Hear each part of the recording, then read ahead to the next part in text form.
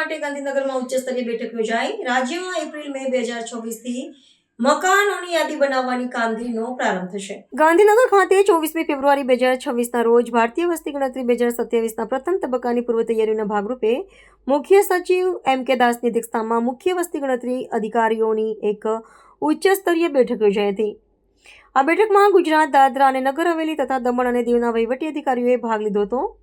વસ્તી ગણતરીની આ રાષ્ટ્રવ્યાપી પ્રક્રિયા 2 તબક્કામાં હાથ ધરવામાં આવશે, જેમાં પ્રથમ તબક્કામાં મકાનોની યાદી અને બીજા તબક્કામાં વસ્તીની ગણતરી કરવામાં આવશે. આયોજન મુજબ ગુજરાત રાજ્યમાં એપ્રિલ મે 2026 દરમિયાન મકાનોની યાદી તૈયાર કરવાની કામગીરીનો પ્રારંભ કરવામાં આવશે. મુખ્ય સચિવ M.K. દાસે સ્પષ્ટ કર્યું હતું કે આગામી 2027ની વસ્તી ગણતરી ચોકસાઈ, પારદર્શિતા અને ડિજિટલ શાસન ક્ષેત્રે નવા માપદંડો પ્રસ્થાપિત કરશે.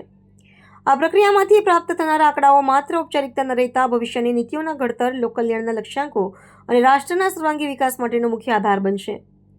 નોંધનીય છે કે ભારતના રજિસ્ટ્રાર જનરલ અને વસ્તી ગણતરી કમિશનર મૃત્યુંજય કુમાર નારાયણે આ વિશાળ વહીવટી પ્રક્રિયાની સફળતા માટે જિલ્લા કલેક્ટરો અને મ્યુનિસિપલ કમિશનરોના સક્રિય નેતૃત્વ અને સતત દેખરેખને અત્યંત આવશ્યક ગણાવી હતી. આગામી વસ્તી ગણતરીની સૌથી મોટી વિશેષતા એ છે કે તેમાં પ્રથમ વખત નાગરિકો માટે ડિજિટલ સ્વગણતરીની સુવિધા ઉપલબ્ધ કરવામાં આવશે, જેથી તેઓ ઇન્ટરનેટના માધ્યમથી પોતાની વિગતો જાતે જ નોંધાવીને આ મહત્વપૂર્ણ કાર્યમાં સક્રિય ભાગીદાર બની શકશે.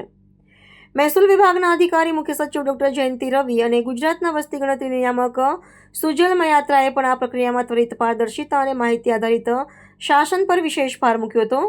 આ ઉચ્ચ સ્તરીય બેઠકમાં સામાન્ય વહીવટ વિભાગ દ્વારા તૈયારીઓની વિસ્તૃત રૂપરેખા રજૂ કરવામાં આવી હતી અને તાલીમ કર્મચારીઓની નિમણૂક તથા વિવિધ વહીવટી પાસાઓ પર સઘન ચર્ચા વિચારણા કરવામાં આવી હતી.